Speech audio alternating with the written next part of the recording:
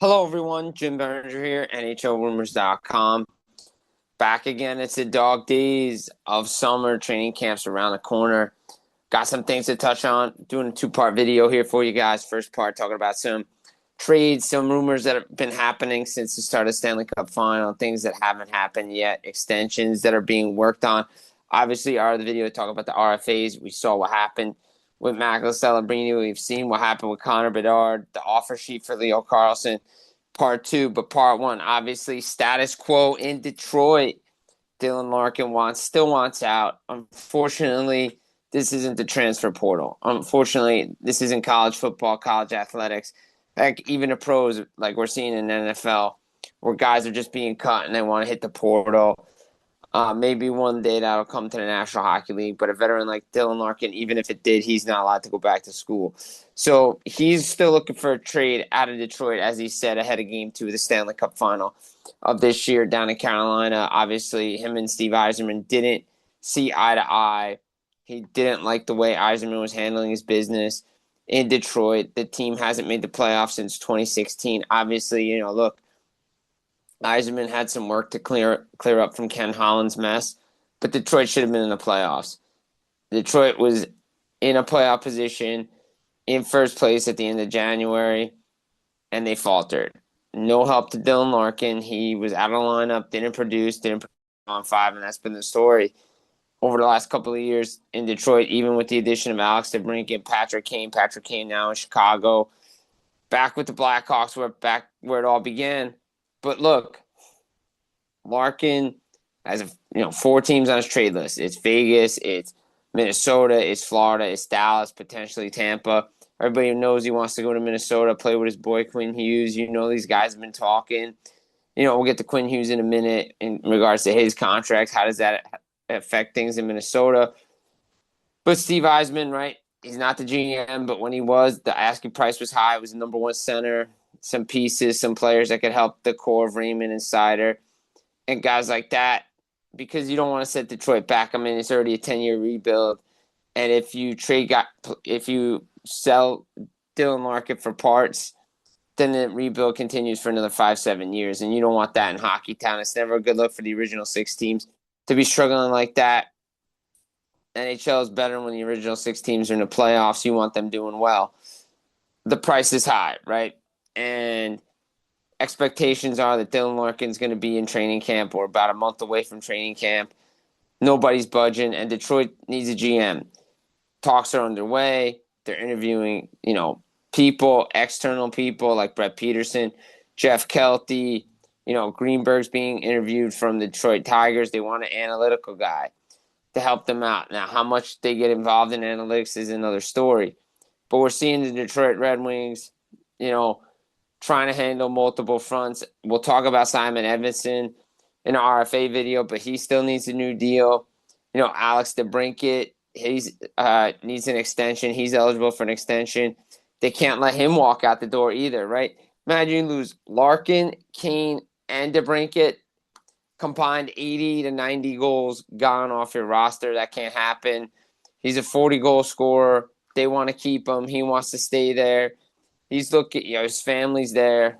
But the issue with Dylan Larkin, it runs deep. Hasn't been in the playoffs since 2016. More Olympic games than playoff games. But unlike the situation in Columbus where Zach Werenski and Don Waddell had a heart-to-heart, it seems like Dylan Larkin feels like his voice isn't heard in Detroit. A lot of guys feel like that too. They want some help from the AHL.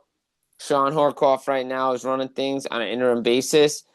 But Detroit has a lot of work to figure out before they can even get to Dylan Larkin. Whether he remains the captain in Detroit remains to be seen. Yes, Larkin isn't, moving and wavering from his trade request.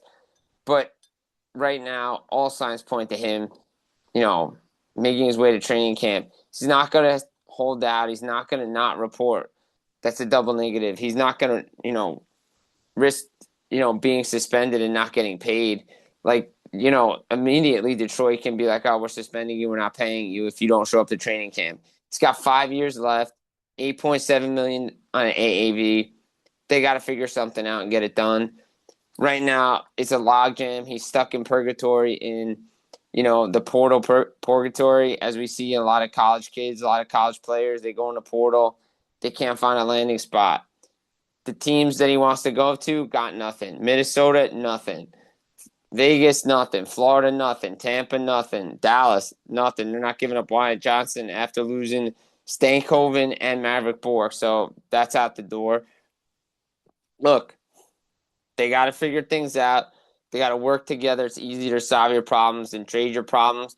Because right now, as much as he wants to go to Minnesota, and that's the front-running team, Quinn Hughes still needs an extension there. And look, this is a big deal because in the past, we see Bill Guerin, especially last year with Kirill Kaprizov, talk about, we're going to pay him whatever he wants, blanket check, got to keep him no matter what the cost. But as we've documented here on NHLRumors.com, the Minnesota Wild salary cap, it's an issue. It's similar to Parise and Suter when they signed those deals. Now, in fairness to those guys, cap wasn't going up as crazy as it is now. And Minnesota could be out of that salary cap hell by next year. But Quinn Hughes, $18 million a season, as Elliot Friedman predicted, 3-year extension, potentially, lining up with his brother Jack Hughes, who could potentially be a free agent in 2031. Again, potentially. Seems like he wants to stay in New Jersey, Jack Hughes does. But the cat was let out of the bag, ahead of last season by Jim Rutherford, former president GM of the Vancouver Canucks. He's an advisor. The Canucks basically told him to go to Carolina. We're not calling you. But he opened his mouth. He ran his mouth about how Quinn Hughes wants to play with his brothers. That's all they talked about ahead of last season. Quinn Hughes thought he was going to New Jersey. That's why his bags were packed in his brother's car in New Jersey. Canucks were coming to town in a weekend in December. They were going to work it out, fine-tune details, and they didn't get it done. Minnesota comes in, and Quinn Hughes said, hey, I like what Bill Guerin did. He traded for me. I respect that. I'm open to an extension. Now, here's the deal. The things have gone from optimistic, close to signing, nothing new, status quo. It's a negotiation. Again, they have to be careful here because they need a number one center. They need to trade for things. But the market's been reset.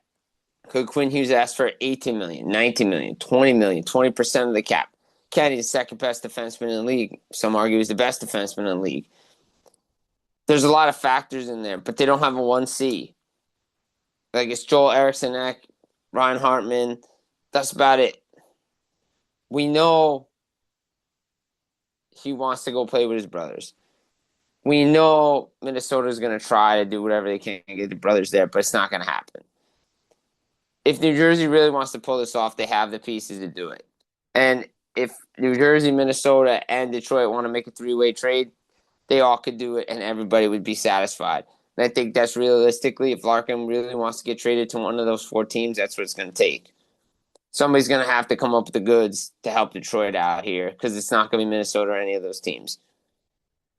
But the way the landscape is changing, the factors in here, regardless of, these young guys getting paid, Quinn Hughes is going to take a short-term deal in Minnesota if he stays. Again, I brought it up, on SiriusXM and other outlets. It's like, look, yeah, we all think he's going to stay, but is the brotherly love too much to pass by? It was last year, right? And you have to wait. I think that gets weighed more than anything. And anybody who was assuming this was getting done July 1st didn't know Quinn Hughes. It wasn't going to get done July 1st, right? Similar to Cale Makar in Colorado. Again, these two guys are tied at the hips, so some people don't believe that. But, yeah, they're tied at the hips.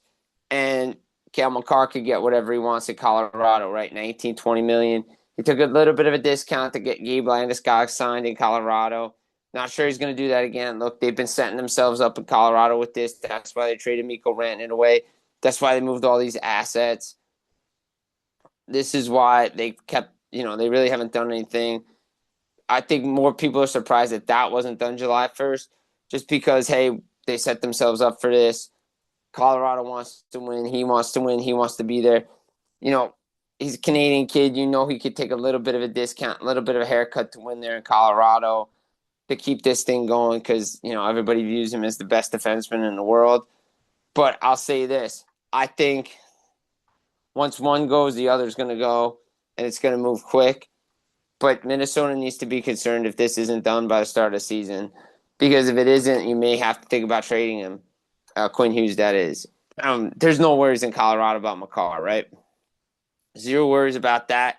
Maybe some worries in Tampa about Nikita Kucherov, because we're heading down a similar situation with Steven Stamkos.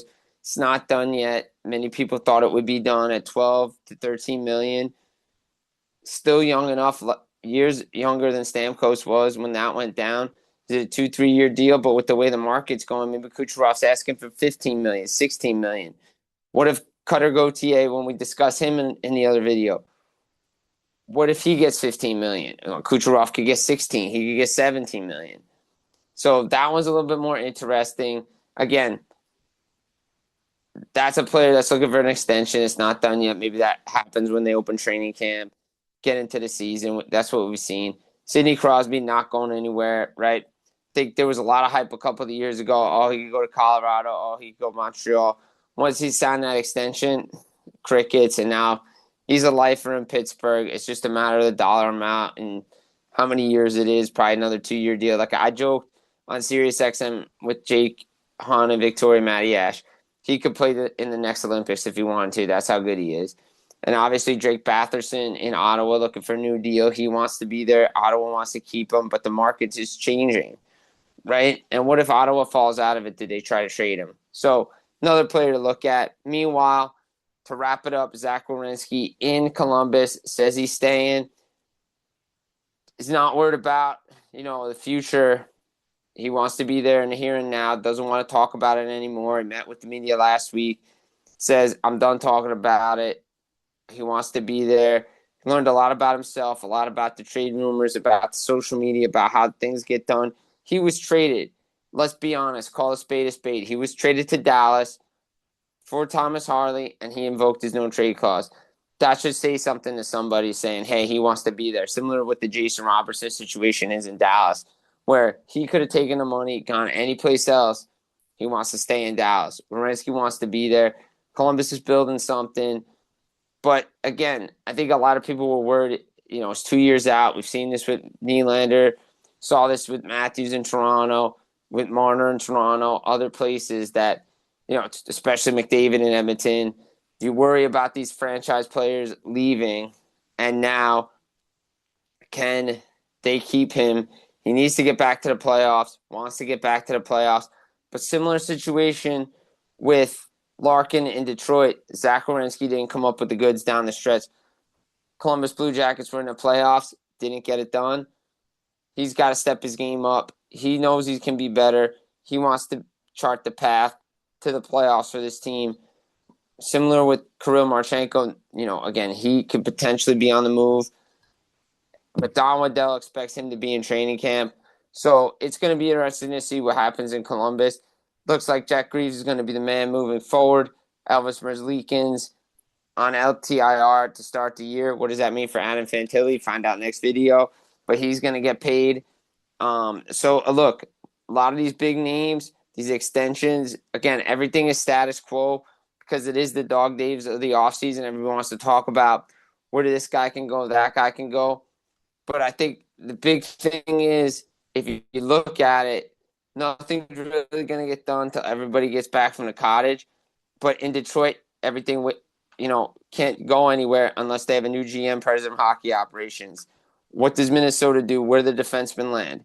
We know Werenski's staying there. What's his next contract look like? If he stays in Columbus, he will be eligible next July 1st. With the market changing, we're going to expect these salaries to keep going up. Stay tuned for more. Keep it locked in, NHLRumors.com. Please subscribe to the channel, like the video, comment below. Jim Biringer, take care, and we'll be back again real soon.